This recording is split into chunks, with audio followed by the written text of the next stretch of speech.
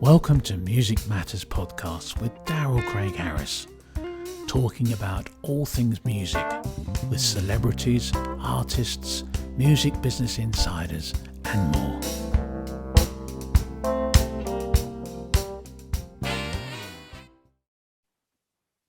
Hello, everybody. Welcome to Music Matters, a podcast series about all things music. Today, we have a special guest. Billy Joel protege, I guess I would say, is Michael Cavanaugh, who's one of the world's busiest symphony performers. Has been touring the country and the world, actually, since, I guess, 2005. And we're going to talk about all that stuff. But hello, Michael. How you doing? I'm doing great. How you doing, Darrell? I'm good. So we're actually both in Vegas.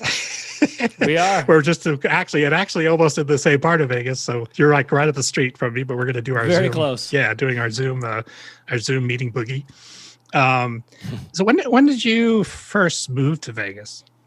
I moved to Vegas the first time in '99. Okay. In '97, I started doing gigs here at the Dueling Piano Bar at the New York Hotel and Casino. Right, which is still going. Well, I don't know if it's going strong right now, but it's still up and running. Right. Yeah, it's still kind of the heartbeat of that casino. It really is. But I started doing the dueling piano thing in like 1994. Right.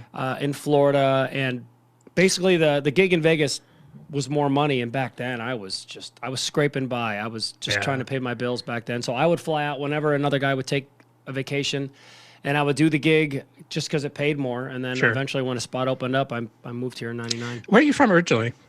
Cleveland, Ohio. Cleveland, yeah. Cleveland's, it really is the home of rock and roll, right? That's the beginnings. We like to think so. I mean, honestly, it's funny. When we got the Rock and Roll Hall of Fame, I was so excited. But I was talking to friends of mine from Memphis, and they were so angry. I'm like, what do you mean? Who's from Memphis? And they're like, oh, Elvis, Jerry Lee Lewis. I'm like, well, that's true. So honestly, I'm happy we have it. The rock and roll, the phrase was coined by a Cleveland DJ, but right. Cleveland it's a great city as far as a lot of great musicians. Right. But unfortunately, there's just not a lot of work there. There's not a lot of opportunity there. So, when did you first start playing piano and getting into? I started playing when I was 7. I would have started earlier. The first thing I played was I wanted to be a drummer.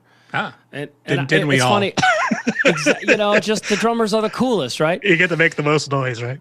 Exactly. So I had a snare drum, and when you mention noise, it's funny because my parents bought me a snare drum when I was like 5. Wow. And I would. Those were some very supportive parents. Well, yes, they were. But one day magically the snare drum disappeared, and I still don't know what happened to it to this day. Okay. The plot so thickens. I think they're like, that's too loud.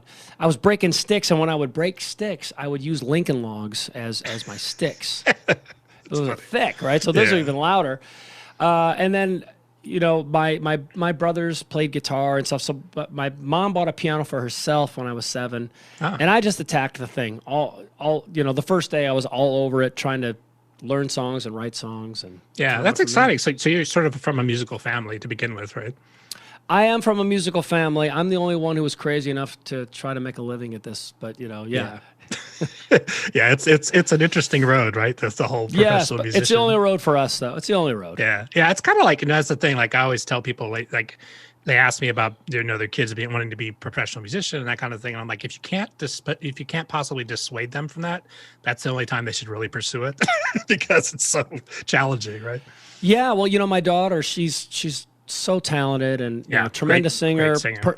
Thank you. Perfect pitch, and she's never really put a lot of time into learning instruments, but the little bit of time she puts in, it just comes right to her. My son, the same way on guitar. Yeah. But I don't know if they've seen what it is. Like, you have to have thick skin.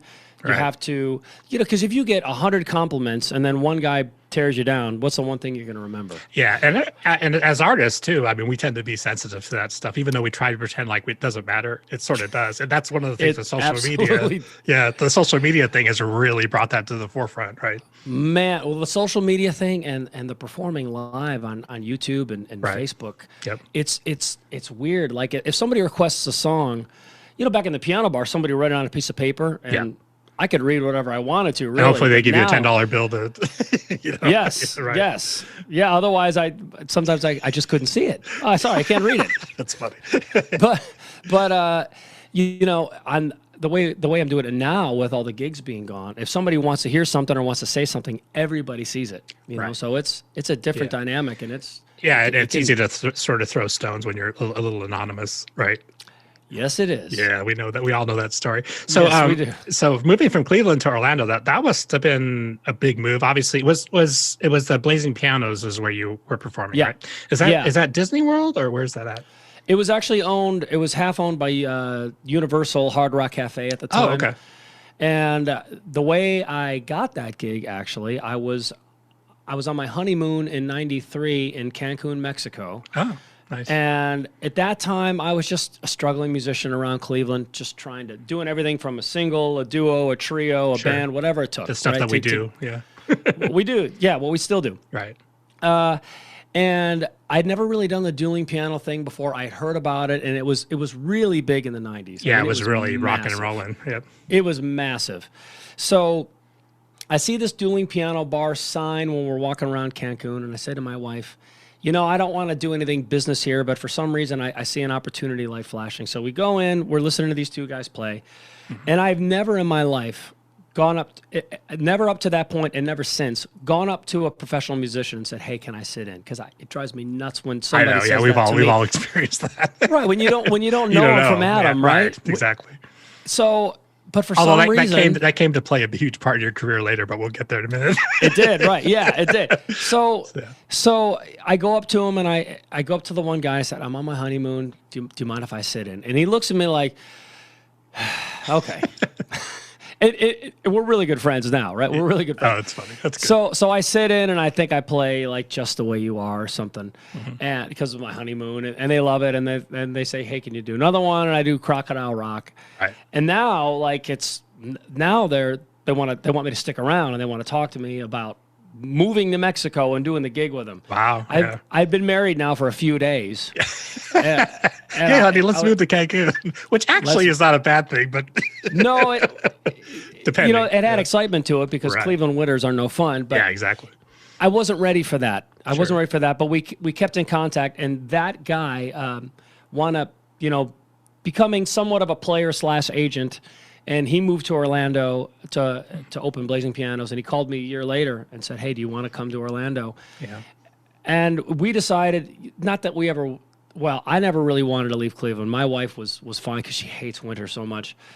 I knew that if I said to myself, if I'm not willing to leave now, I'm never going to leave.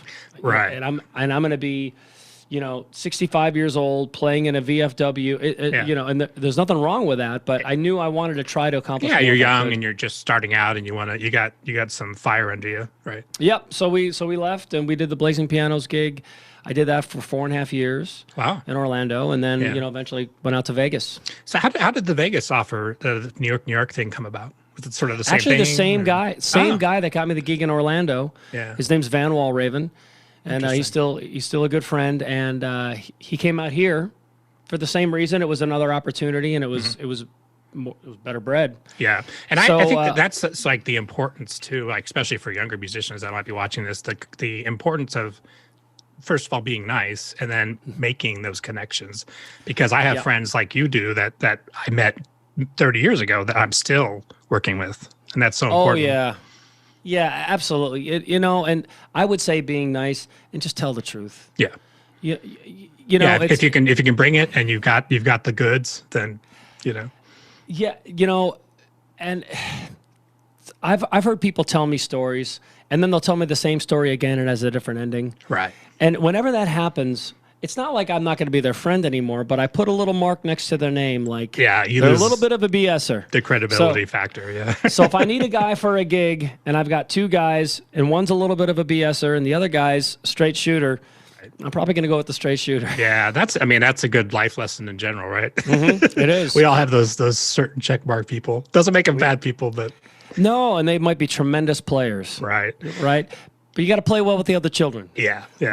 That's very true. So when you were at New York, and that was, I guess, 1999, like you mentioned, and then 2001, you had a guy that wanted to sit in with you. So tell us that story. I did, yeah. Some young guy that's been my musical hero my whole life. Yeah.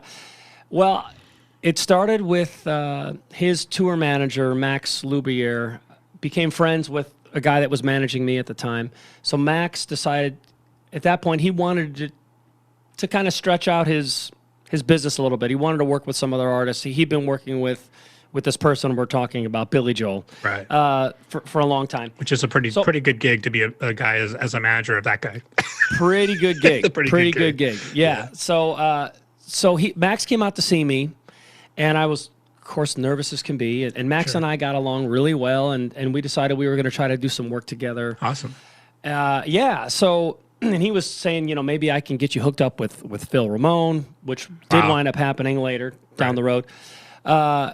But, we just became friends, and we stayed in touch, and he wanted to hear my original music and all that stuff. So a couple months later, Billy Joel was coming into town for a concert, and I knew about that, and I was just hoping to get a backstage pass, maybe shake his hand one time. Sure. That to me would have been like... Yeah, because he's like, he literally was a childhood hero to you, right? Like, yes, started off, very young. Literally was. I used to camp out in the snow to get tickets. I literally did that. Awesome. I literally did that. Yeah.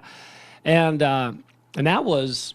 And I wasn't a kid. I mean, I was already married when I did that. Oh wow, okay, yeah, awesome. Yeah, my wife stayed in the running car with the heat. But I mean, the thing is, with especially a singing piano player, Billy. I mean, he's sort of like the guy, right? Him and Elton, right? I mean, sure. It's pretty tough. But Billy was always my number one. Yeah. And so Billy was coming to town for a concert, and it turned out he was in a couple days early. I wasn't aware of that, but he had a show in Phoenix. Yeah, I think the show, the Vegas show was on a Friday, Saturday, and he had a show in Phoenix like on a Tuesday. So on Wednesday he came to Vegas. I think it was a Wednesday, something like that. Right.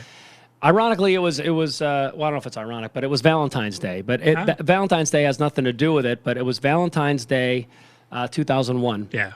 I get the call from Max saying, "Hey, Billy's in town, and I'm bringing him to hear you in the piano bar tonight." Wow! And immediately, I'm like, holy hell! Out. Yes, yeah, I mean, literally having a heart attack. Yeah.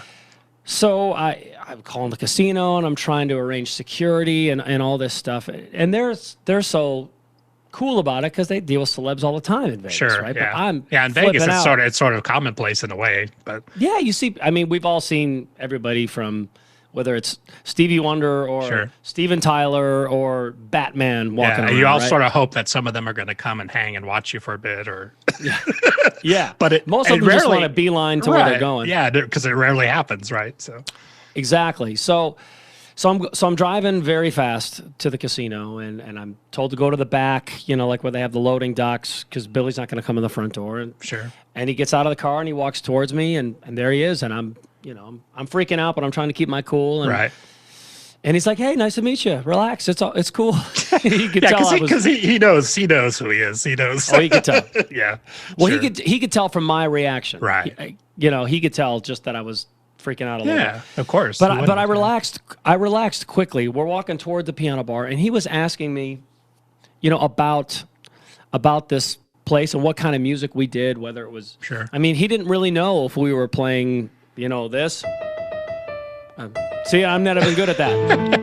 Is that how it goes? Right. Yeah. Or if we were playing. Right, sure. He didn't know. Yeah. So I'm telling him, like, no, it's a rock and roll thing. And I said, we play a lot of your music. And he looks at me and I'm like, uh-huh. And a lot of Elton, Jerry Lee Lewis, everything. Yeah, all the piano greats, yeah. Piano greats. And really, I mean, we did everything in there. We AC/DC on pianos. Yeah. I mean, that's actually the fun thing about that place is that it's like everything, right? We would do Crazy Train, Yeah. On piano, whatever it takes. Sure. And so he came in and he immediately loved it. I mean, he sat really close, probably about 7 feet away from my piano. Wow. And I was trying to hold it together. Yeah. And I'm thinking to myself, there's no way I'm going to sing a Billy Joel song in front of Billy Joel. I'm just not going to do it. So I opened with Saturday Night's All Right for a Fight and Elton John. Right. And he's like, cool. And then he requested a Jerry Lee Lewis song, and then I played it for him, and I totally hammed it up. And I was playing with my feet, and I playing with my butt and jumping on the piano. He was like, yeah, he loved it. So for like an hour, he was just watching me. Awesome. And everyone wanted to hear Piano Man. I'm like, I'm not playing that in front of him. Right, yeah, nope. Yeah. But they're just screaming for it. Yeah, of course, how are they not going to request that when he's sitting there? Right. Well, of course, their first choice was for him to sing it, but Sure, I think they knew that wasn't going to happen. Right. So I look at him. He's like, go ahead. So I play Piano Man in front of him. Wow. I'm like, I can't even, and it's funny because he uses the, like everybody except for me, uses the piano holder, the thing that holds the harmonica. Right. And my whole life, I've just done that song in piano bars, and I've never had time to think about that. So I'll show you. Right. And people think it's the most amazing thing in the world. It's the easiest thing. It's like playing Mary Had a Little Lamb. It's the magic so easy. of harmonica. But even Billy, when I was doing that, He's like, Billy's nudging my wife, saying, "How's he doing without the thing?" I'm like, it's so funny, right? That's funny. It's so easy. Anyway, if anyone wants to learn, I'll show you how. But so he was there, and after watching me for an hour, it's a dueling piano bar, right? So there's two pianos up against each other. Max comes up to me and says, "Hey, do you want Billy to sit in?" I'm like, "Yes!" Are you kidding me? Is that even a question? Oh my gosh. So I was just hoping. So he gets on the other piano and he says, "Hey, do you know a Little Help from My Friends?" I'm like, "Yes, I do." Oh, cool. Right. So, it starts and he sings the first verse. Because he doesn't really he sings his tunes all the time. Right. Oh yeah. I remember another time I was jamming with him after one of his concerts. And he was on the hotel piano, and whoever was lucky enough to be in the room, they locked the doors to the steakhouse at the Four Seasons here in Vegas. And I remember he said, if you want one of my songs, it's $100,000 a piece. But if you want me just to play that, it's free, Sure. He does not want to play his stuff. He wants to have fun playing other stuff. He wants to jam, play Beatles, Elvis.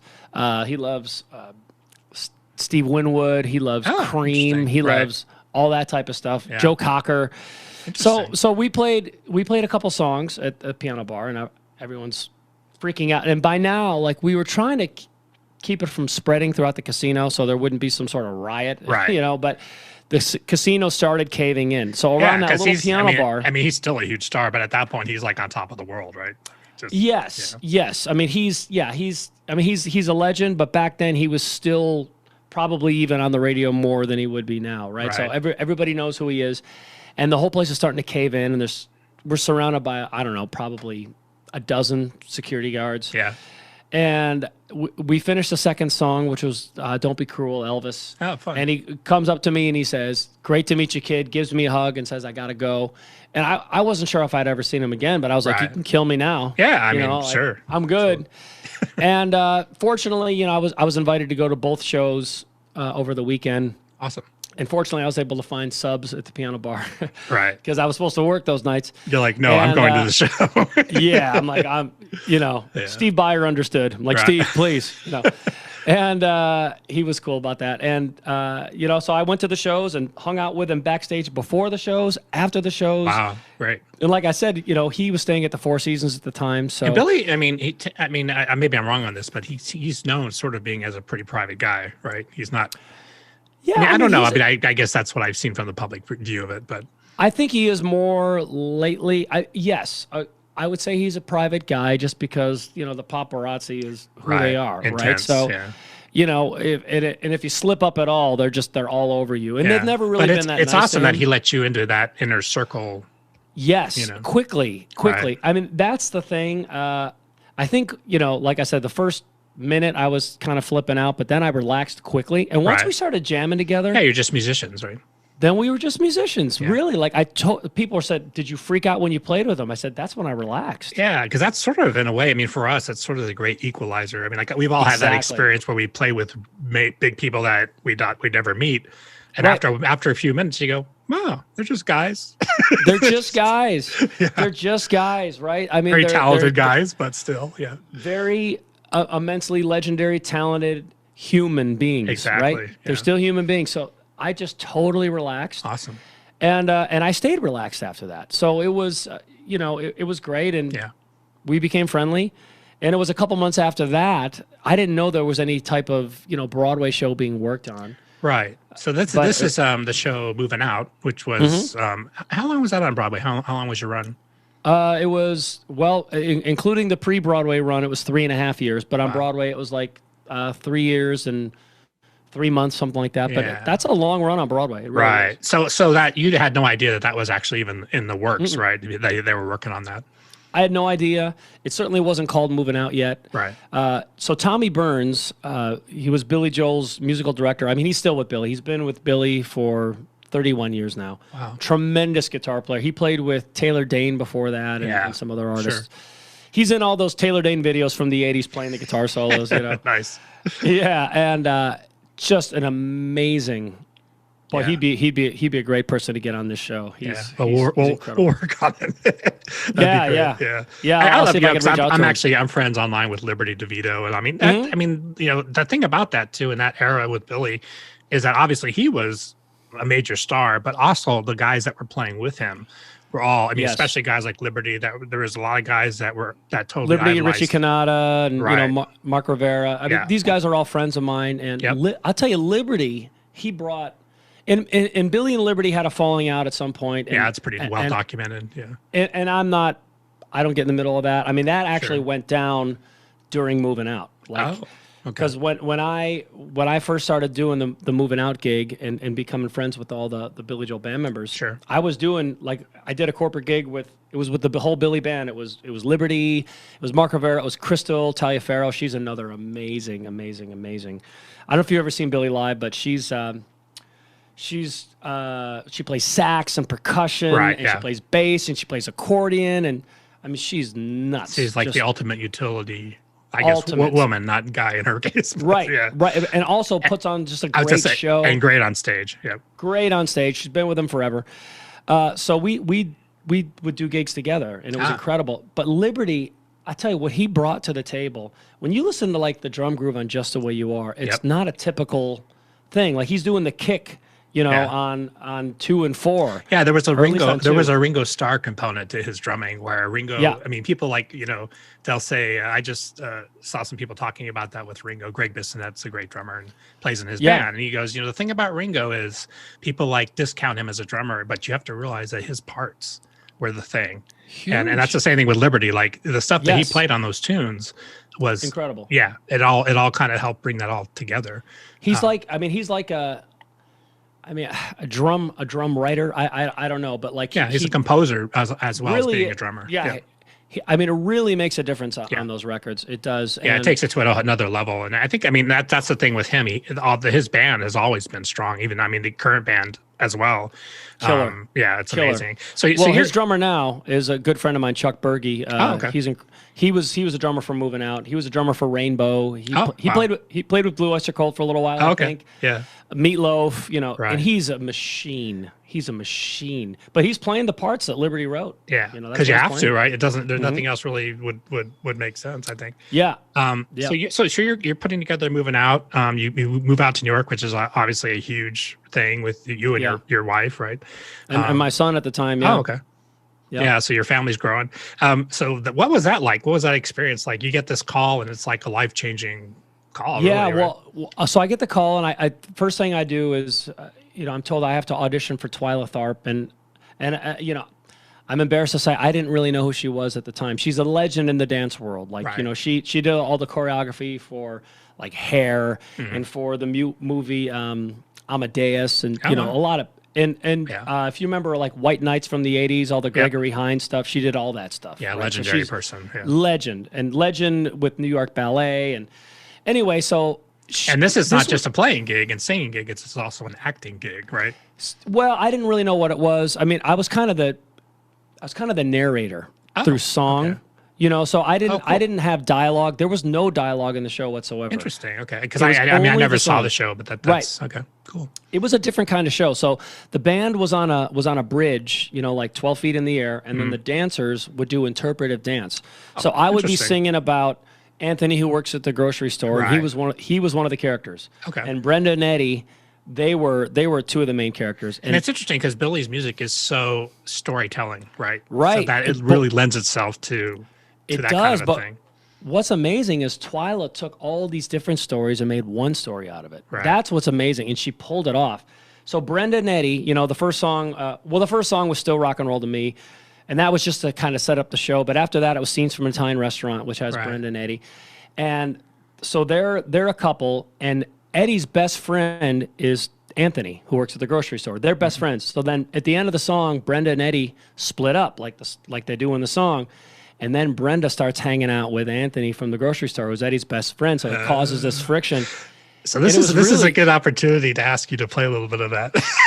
Sure. Because I kind of you weren't expecting me to ask you to do that, but I kind of wrangled you. No, I wasn't. I mean, I the thing is, I do so many like YouTube and Facebook lives that I'm always set up and ready to go. Yeah. But, and we're gonna talk about that too, because actually that's been super successful, right? It has, yeah. I it's been tremendous, and it's been a lifesaver for me. It's been keeping me sane, right? Because if I don't do what I'm born to do, I'm going to lose my mind, right? Yeah. So scenes from Italian restaurant, starts a bottle of white, a bottle of red, perhaps a bottle of rosé instead. We'll get a table near the street in our old familiar place, you and I, face to face. And then, the thing that's great about that song, it has all these different parts. It goes to like a New Orleans. Things are okay with me these days. I got a good job. I gotta get off fast. I got a new wife. I got a new life, and the family is fine. Oh, lost touch so long ago. Lost weight I did not know. You could ever look so nice after so much time. And then it gets to the Brenda and Eddie with the popular steadies and the king and the queen of the prom. Riding around with the car top down on the radio on, so it's interesting because you hear that song. I mean, I've obviously I played that tune too with some of the tribute guys, and you're like, how did he come up with these parts? It's amazing. It's right? Like R&B, it's ragtime. It's like there's so much going on. I think it was 3 separate songs originally. He had the bottle of red, bottle of white, and then he had this part, and then he had the Brenda and Eddie part, and I think he decided to somehow put them all together. It's sort of like Springsteen in the sense that like Springsteen's songs are these little mini operas, right? Springsteen's an amazing writer, and I know you've played a lot of his stuff too. Right? Yeah, he's an incredible writer. Yeah, I don't. It was funny because I was never a huge Springsteen fan, but once you're playing the music, you kind of really. And the same thing with Billy, like you get what he's doing. It's a total storytelling, operatic. Like it's that's. I think that's what makes it so powerful. The connection with regular day people, right? I agree. When people when you listen to a song and you start picturing a scene or something in your head, that's a connection, right? Like, we could mention, and I certainly can't play anything by the Eagles, but I can mention the Eagles. Even a song like Hotel California, when you listen to that first verse, you're picturing the whole thing. It's all going on in your head as you're, and that, Billy does that, Springsteen does that, and that really, rather than just singing, I love you and you make my dreams come true. Right. We've heard that before. I think that's why, that's even why things like podcasts and spoken word is so powerful, because when that's done right, it really gets into your psyche. It gets into your whole, it fires all your senses, right? Your imagination, that whole thing. It's so powerful. It is. And, and sometimes it's funny because like I watch a lot of podcasts, whether it's yours or whether it's Joe Rogan or whatever, but a lot of times when I'm just listening to it, it's weird. Like it's sometimes it's cool to just listen to it too, because my mind goes certain places. They say like a lot of the podcast listening happens in cars where people are driving, sitting on the freeway and listening, and it kind of takes them away from the regular, normal day, everyday thing that we all deal with, right? I have to do it at night before bed just to clear my mind of everything that's going on. I'll listen to a podcast, and I can concentrate on that podcast, but I can relax more than I can really do anything else. Like if I listen to music, as much as I love it, like music is my life, right? I'm immediately trying to learn it. Yeah, and it's hard to do that before you go to sleep, because for me, like that gets stuck in your head, and it's hard to turn that off, right? I'm trying to go to sleep. I'm like, oh, wait a minute. What did he play there? What was that? What was the changes? Wait. Yeah. Or like a lot of guys like say, like songwriters, I mean, some really famous songwriters will keep a pad next to their bed, and they have, as they're dreaming, they're coming up with these, when they wake up, they write it down because they'll forget it, right? So Billy does that. Yeah, it's your whole process. And that's maybe the universe giving you a gift. I've done that a few times. Now, I'm not going to put myself in that league at all, but some of my favorite songs that I've written, actually, I remember one in particular, a song of mine called One Smile, that's on my record. I woke up at like 4 a.m. and I had an idea, and I had to go downstairs and I had to get up my iPhone voice recorder, and I picked up this acoustic guitar, and I just started playing, and it turned into something. Can you play a little bit on the piano for that song? Oh, sure. I'm challenging it's one of the again. higher ones. Okay. All right. I haven't warmed up yet. I know it's early. Here we go. One smile can make a difference. One smile can change it all. One smile can make a difference. I should have turned the reverb on. It's okay. So the verse. She's the new kid in school from another zip code, and her name is the punchline for the other kids' jokes. When the lunch bell rings, you see her sitting alone, and if you're feeling afraid to say hello, one smile can make a difference. One smile can change it all. One smile can make a difference. One smile. You could break away the sadness, bring some hope to the homeless, make the world a little brighter with one smile. You know, then it goes into this gospel-y chorus type thing. It's interesting because I hear Elton, I hear Billy Joel, I hear Michael McDonald, which I think for sure. we're both Yeah, you got a fans. little of that, Yeah. right? Yeah, a little bit of that. Yeah, that's awesome. And I guess so. You did the show. The show ended. I mean, actually, from that show, you actually were nominated for a Tony and a Grammy. Mm-hmm. Right? What was the category for the Grammy? It was for Best Broadway Soundtrack. Oh, awesome. Yeah, so that's 2003, right?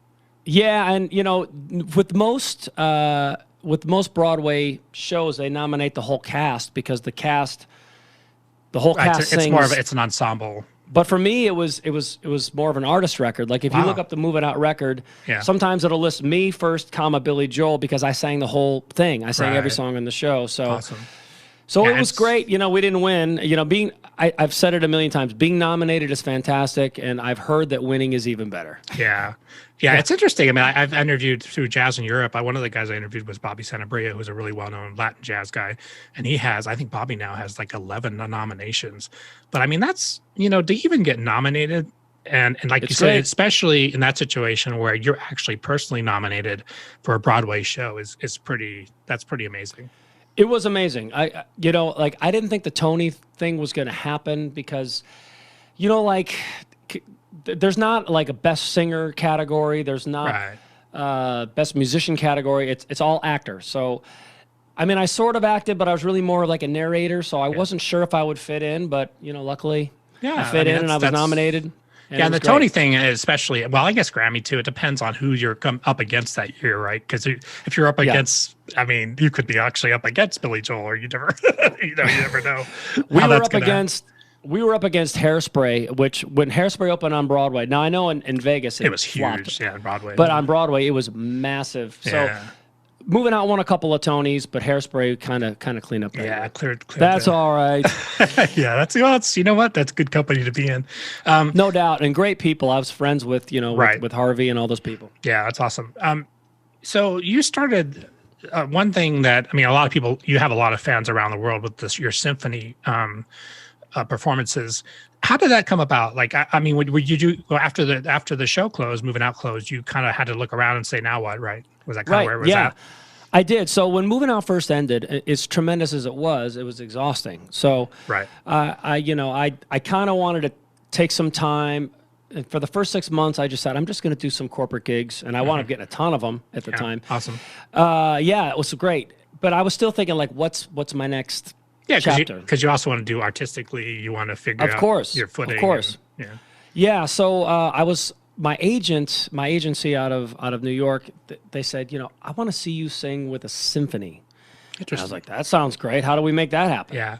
So they called the New York Pops, and the New York Pops said, well, we're interested. And I met with them. Wow. But then it came down to who was going to pay for the charts. Yeah, and that's where actually, it stopped. Right, because that's an interesting subject. I've done a lot of symphony gigs with the Queen show and the Springsteen show.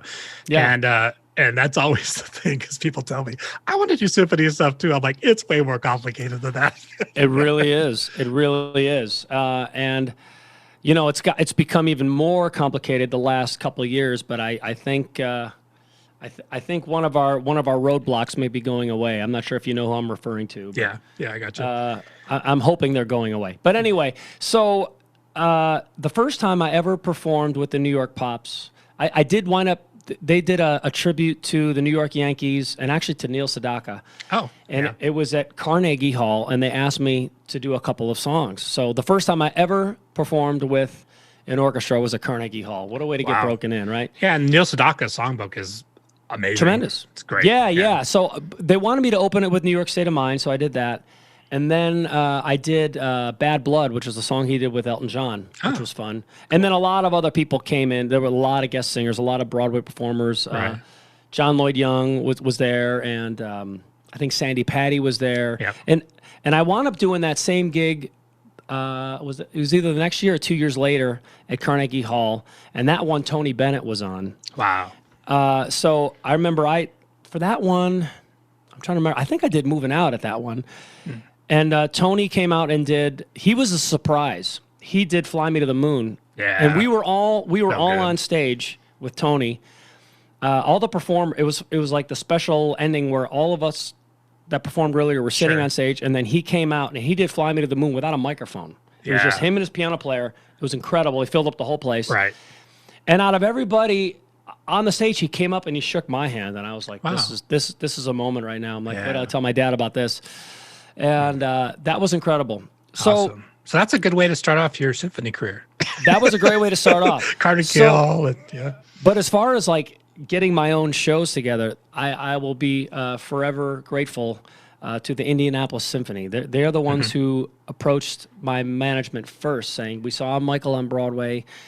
We really liked him. We would like to put together a show featuring the music of Billy Joel. Wow. And have it be Michael's show. So.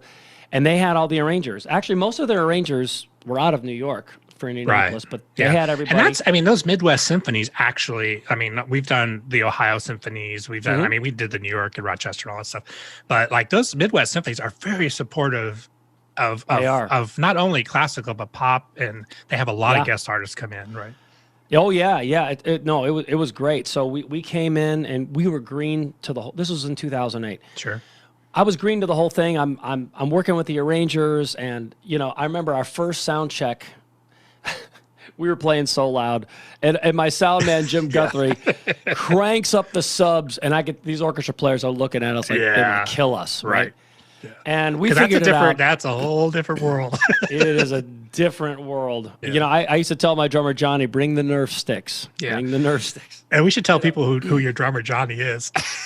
Johnny Fedovich, he's so cool, right? He's a great drummer. He's a great drummer, and everything about him is rock and roll. And he was in the movie Almost Famous, which is a great movie. It came out in 2001. A great movie about touring rock and roll. If you haven't seen it, I really recommend it. Yeah, he has one of my. Well, he only has actually, I think, one line in the whole film, and it's a pretty good one. Though. It's a pretty good one. I remember when I met him when he was auditioning to play in my band. After moving out, I came back to Vegas. I heard he was in the movie, and I said, I've never seen that movie, and I've heard it's so good. It's a great movie. Yeah. I said, do you have any lines? He's like, yeah, I got a line. And I'm like, what's your line? He's like, you're going to have to watch the movie and find out. Funny. Yeah. So it was, I recommend everyone watching this to watch that movie, because it's a very realistic. I remember talking to Max, Billy Joel's manager, about that movie, and he said, that is a very realistic picture of what it was like in the 70s. Because in the 70s, Max was with Bruce Springsteen, actually. Oh, interesting. He was a rigger. And then I think he became a road manager. How interesting. And he was kind of working his way up. But, Max had been, Max got a lot of... do you know who you probably do know this, but who the musical director for that film is? It's Peter Frampton. I did not know that. I should know that. And there's a scene in the film where these road managers from the different bands are playing cards, and they're talking about the different girls that are following them. They're trading girls, whatever. And he actually plays the road manager for Humble Pie in the film. Really? He's in a wig. You can't tell it's him, of course. I should have known that.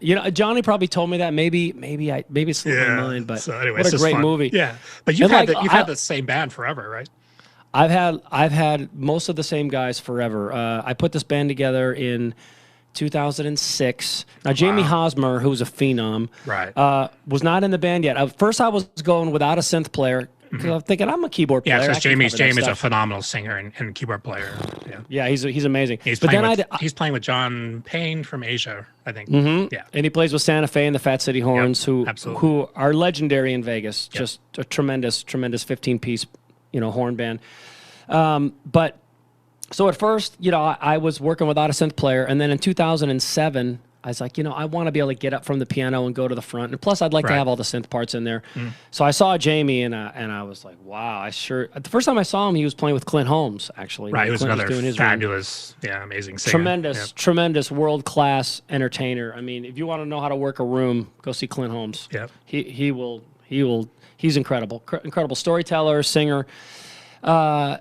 So Clint was doing his long run here in Vegas, and he decided he wanted to work on other stuff, and Jamie became available. Wow. So I added Jamie to the band, and Jamie's really become my right-hand man. He really has. Yeah, and the thing about Jamie, he's a consummate musician, but he's also just a good guy, right? And I think, all your guys are good guys, which makes makes a huge difference, right? They're all good guys, but Jamie, I tell people, I swear, Jamie Hosmer, one day a month, must be a serial killer, because no one is that nice all the time. There's something going on that we don't know. Yeah, exactly. And actually, I will say this right now. Jamie has his own album coming out December 1st called Comfortable Shoes. He's also been doing a lot of live streams lately. So yeah, he has. We'll actually put a link to his social stuff on there. That's great. Yeah, he's such a good guy, such a great artist, so talented. And so the only guy that's changed really in all those years, my guitar player James Oleson, who's a great guy. He plays with the Spasmatics. Yeah. Right now, he's one of my very few working musician friends in town. He's playing with Queens of Rock. Oh, awesome. He did MJ Live for a long time at the Strat. And he's been in my band now for about 3.5 years, and he's just a killer dude. Billy V is my bass player. Billy's another he's Johnny great. Fedovich and Billy. They're also Ohio guys, but the funny thing is I never knew them when I was in Ohio. I got to know them after. Yeah, there's a lot of Ohio guys in Vegas. There's a lot of great musicians that came out of Ohio. So there's great musicians from everywhere. But I remember my one buddy, dueling piano buddy, Chris Nelson. He's like, "What's up with all these Cleveland guys? I'm gonna have to get some sort of spray." It's the home of rock and roll. Yeah, and it's a home of a lot of snow. Except for Memphis. Yeah, Memphis. No disrespect to my hometown of Cleveland, but Memphis is Sun Records. Can't ignore them. Can't ignore them. So obviously, right now, because normally you guys, how many shows do you average a year with the symphony show? Well, I would say between the symphony and the private events, somewhere between 100 and 150, something like which that. Is a heck of a lot. It's a lot because a lot of times we'll go to a city and we'll do one show or we'll do two shows, and then we fly home for a couple of days, and then we fly out again. Yeah, so it's you're a lot flying of in, flying out. Yep, that's your whole year on planes. I never thought I would miss the travel and the whole airport experience, but I even miss that now. I even do. Yeah, me too. Yeah. And for a while, I did this little vlog. I called it Everyday Rockstar, just to try to give us some sort of title, and it was, we did 100 episodes, and it was us in the airport at soundcheck. It was so much work. Yeah. But I'm glad I did it because it's, if nothing else, it's something for me to show my grandkids someday. Yeah. When I was with, actually, that's probably the reason why I started, I do photography and video stuff. And that's probably the reason why I did that, because people they think it's a certain thing when you're traveling and doing shows. They only see the show part, but there's actually so much that goes into that, with the crew, with the travel, with the flights.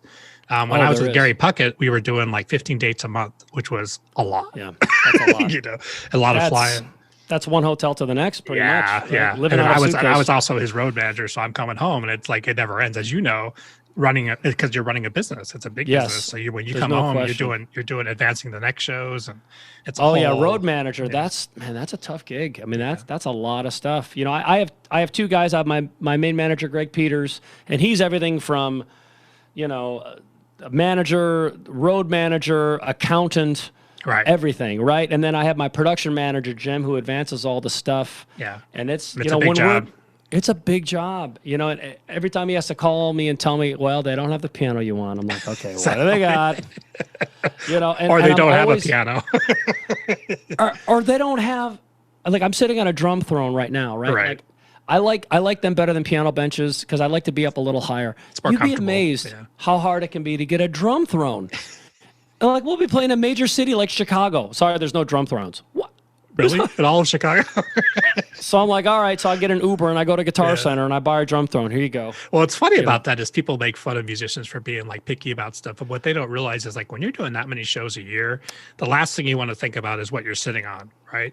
I'm telling you. You just want it to be like how it sometimes needs to be. I get these stools and they're like, I'm like, so if this bass falls off of this stool comes up, what's going to happen to me? Exactly. Right? Yeah. And I remember we were playing, it was me and Johnny, we were playing somewhere, I don't know, maybe it was the Virginia Symphony, and it very well could have been a different one. I have no idea, to tell you the truth. And there was one good throne. And me and Johnny, we both wanted it, you had man. to fight over the throne. That's funny. And I'll be honest, How funny. the first night I let him have the good throne, and I think I sat on like a timpani stool or something, you know?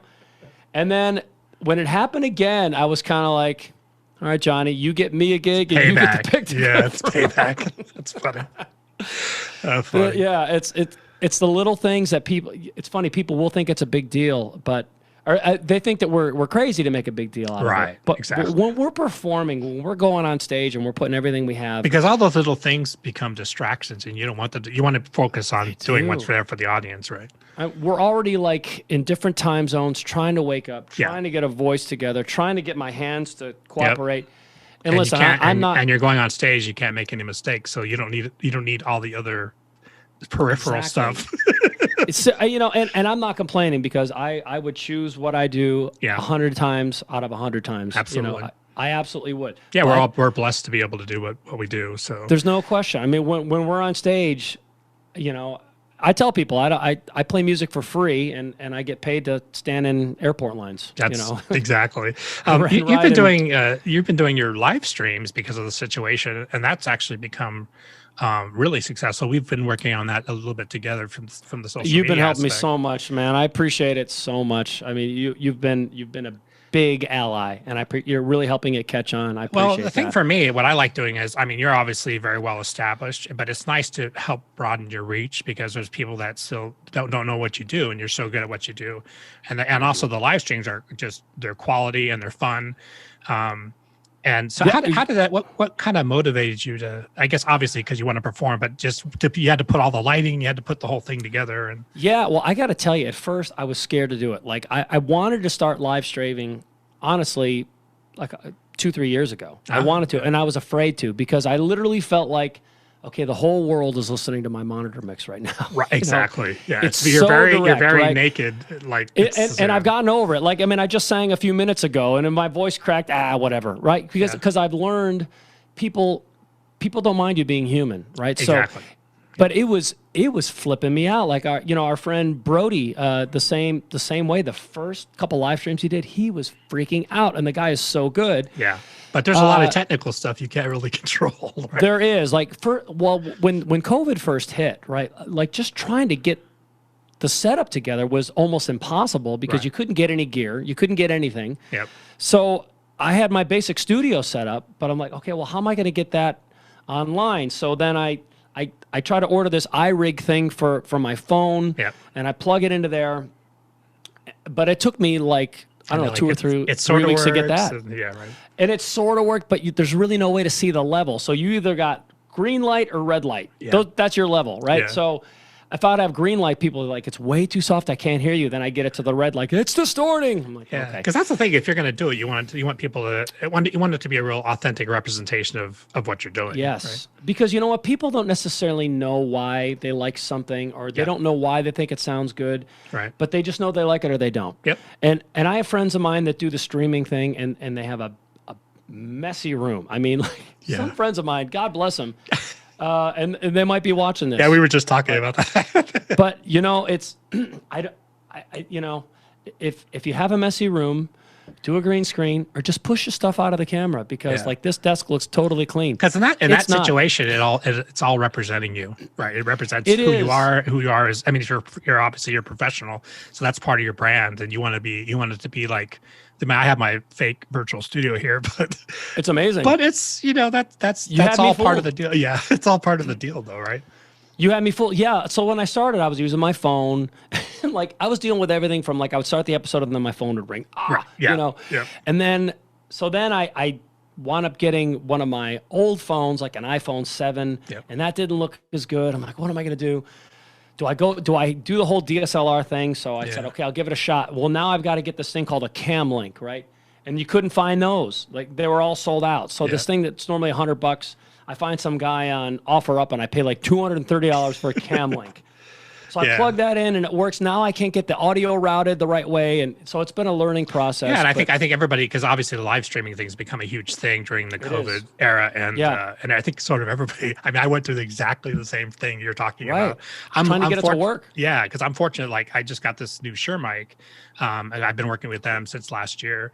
And and what's awesome is a lot of these companies now are making stuff that makes it a lot easier to get. You know, like I have a $30 ring light and a Shure mic and a laptop, and I'm good. It actually looks and sounds great. That mic is cool. I mean, that's a USB mic, right? You know, it's actually awesome, but I'll kind of show you. It's USB and also XLR. So you can that's great. That's versatile. It's the only mic I found that you can actually do that. So you can actually use this to record instruments. You could use as a regular recording mic, and this is based on their 7B. It's kind of a legendary broadcast. So, I mean, that's the mic, right? That's the mic everybody's using. Yeah, this is a Shure. Yeah, the good old SM58 with a clown nose on it. That's what I was. I mean, not to do like overly do like a product thing, but what I told the guys when I was talking to them, because the main people are actually in UK as far as marketing, and I said, the thing about that company, about Shure, is that their microphones are in every church and school almost in the world, which is amazing. I'll tell you what, this thing, you could play baseball with it and like hit it with a baseball bat across the yard, and it'll still work. Yeah, we've all had our 58 SM58s and all that stuff. There's no doubt about it. So what's in the future? I know you're songwriting, you're recording. What's in your like sort of immediate plans? Well, I'm getting the itch to write again. It's been a minute, I worked so hard on my album. I literally, because I did all of it in here. The only thing I had Pepe play drums on it in his drum studio. Pepe, he used to play with Santana. And Pepe Jimenez, played with Santana. He's incredible. But the thing was, I was locked in this room, and what I've learned was, even though it really did turn out the way I wanted it to, I spent too much time locked in a room by myself, and there were times that I got too detailed with things that just didn't matter. Yeah, because sometimes you can kind of kill the spontaneity and the spirit, right? If you overthink it, I guess. But so I spent like 3.5 years making that album. But I mean, and now the other reason why it took so long is because I was traveling so much, right? So I would come home from a long, run of gigs with symphonies or whatever, and be like, I'm trashed. I'm not doing anything for the next 3 days. Right. And then it's like, I got to go back to the airport. And you got your family and all that stuff too, right? Yeah. I've got absolutely. And the one thing that's been great for me is that even though I'm not the typical 9-to-5 dad, when I am home, I could be the most hands-on dad out there. I could chaperone field trips and do all those things. But and actually, when I started really getting serious about writing, I took a couple lyric writing courses from Berkeley. Interesting. And I gotta they have a great online series, right? Yes, I took 2 lyric writing classes, changed my life as a writer. It really did. Great. John Mayer took one of them himself, and still uses the textbook. He said literally it sits. He says it sits on the back of his toilet. This book called Writing Better Lyrics, and he said he still uses it all the time. Awesome. So I got really into writing every day. Like it was something I had to do every day, and really that's the best way to do it. Yeah. It's a craft you have to learn, right? It's a craft. If you want to play bass like Darrell Harris, you got to play every day forever. You have to overplay and then maybe you'll lot. Get halfway there. You'll get halfway there, maybe. But it's like anything else. So I was so into it, and I was so I don't know. I put so much into that album. I took a break, but now I'm kind of getting the itch to start again. Yeah. And I think what I'll do is I'll just start writing every day again, and then maybe 6 months from now I'll have some stuff that I want to record. Awesome. And then other than that, we're kind of just waiting on this whole COVID thing to see what happens. Yeah, Obviously, I know. we all want to get out. We all want to get out there and play again. But I'm so thankful to this live streaming thing. And it's not about money. Fortunately, I've always been a good saver. Yeah. Thankfully. But it has turned into some really cool virtual gigs that I've done. I've probably done about 10 or 12 virtual galas or virtual corporate gigs. Yeah. And I do them from right here. I'm always ready to go. So it's great. Yeah, the world for that stuff has really obviously changed. I mean, not only because of COVID, but just technology, right? It's just connected us all in different ways that we couldn't. And I think, and I'll tell you what, I always look for the silver lining. And I think the silver lining is, first of all, now that I can perform in front of these cameras looking at me, to me, that's way harder than performing on stage. So I've actually gained confidence as a performer. Yeah. And the whole technical thing, like, for example, Jamie with his CD release next week, he's doing a virtual CD release, and he's having everyone who played on the album come in as guests. I played on one song. Amazing musicians. Yeah. Oh, tremendous, right? But I'm thinking, like, that's a really cool thing. Like, the next time I put out a CD, I think that's actually better than a CD release party at some venue where only a few people can come. Exactly, because you're reaching. I mean, that's something that I always, obviously the Vegas situation scene is cool, but like that's something I've always kind of like related to people is like, you put this effort forth like that to do like a CD release party, and why not you're going to put the same amount of effort? Why not make it global? Yeah, because now that I'm doing this streaming, it's amazing. Every episode, I have people from Australia, from South Africa, from Japan, from UK. It's awesome. Yeah, and it's that's part of been the power of our music pages, our global. We have Music Crowns and Basic Guitar Love on Facebook, and those pages between both of them have over 7 million music. That's incredible. That follow them. So, and it's people from around the world. So that's the awesome thing about sharing what you're doing on those pages, because it gives people a chance to actually hear you. And Appreciate I think that's it's all good. But I think that's that's kind of where that's the future, right? I mean, it's just sort of the really now is. and the future.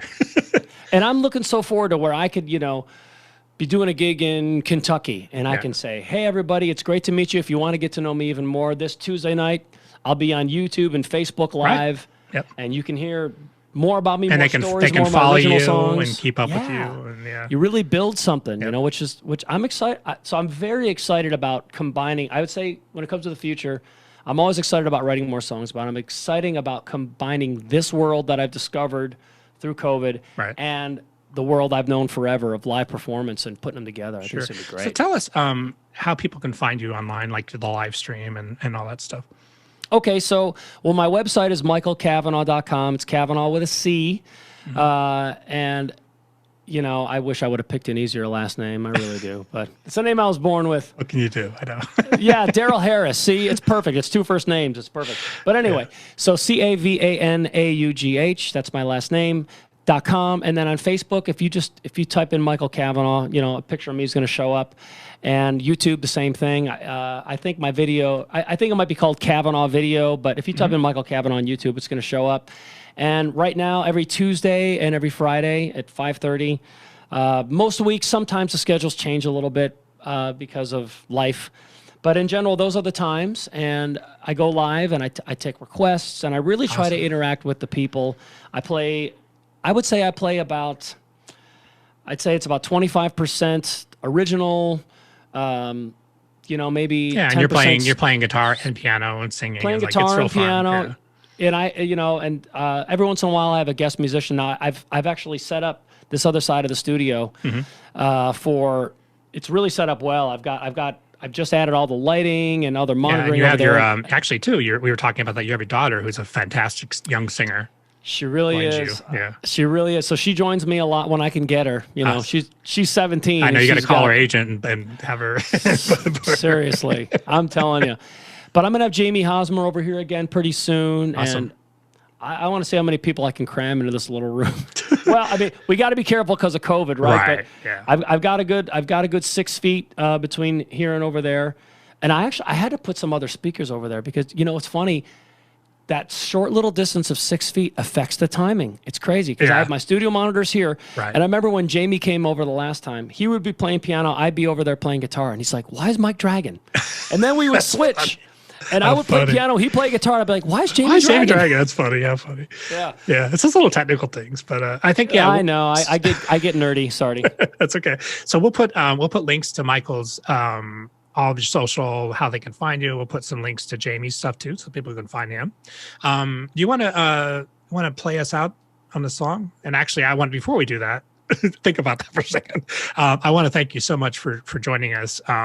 Thank you. We've been friends now for a little while, and actually one of you actually offered to pick me up at the airport when we just barely got to know each other, and that was a really cool thing for you to do. Oh, no problem. But you're like, what I like about you is you're a genuine, honest, straight ahead guy, and in the music world, that's not easy to find. So right back at you, man. Yeah, thank you very much. If you want to play us out for a song, that'd be awesome. Sure, I might turn the reverb on. Yeah, I might turn why not, right? Yeah. I feel so much better. There you go. Yes. All right, let's see. It's your choice. Play something familiar? Yeah, whatever. It's up to you. Let's see. No pressure. No pressure. I'm just gonna play an Elton John song. How about that? Perfect. Awesome.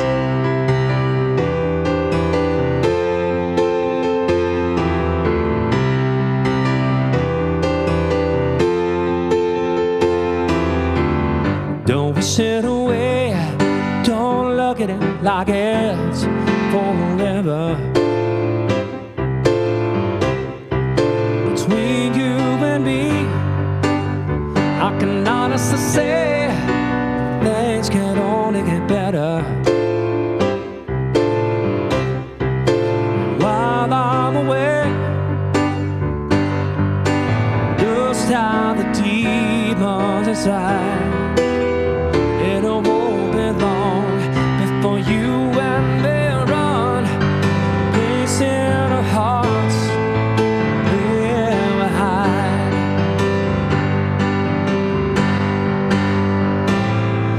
I guess that's why they call it the blues.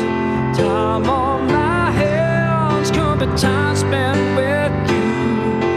Laughing like children, living like lovers, rolling like thunder under the covers. And I guess that's why they call it the blues. Laughing like children, like lovers, and I guess that's why they call it the blues. Stopping like children, living like lovers, and I guess that's why they call it the blues. And I guess that's why they call it the blues. Awesome. Thank you so much, Michael. Thanks, man. Have an awesome day. You too.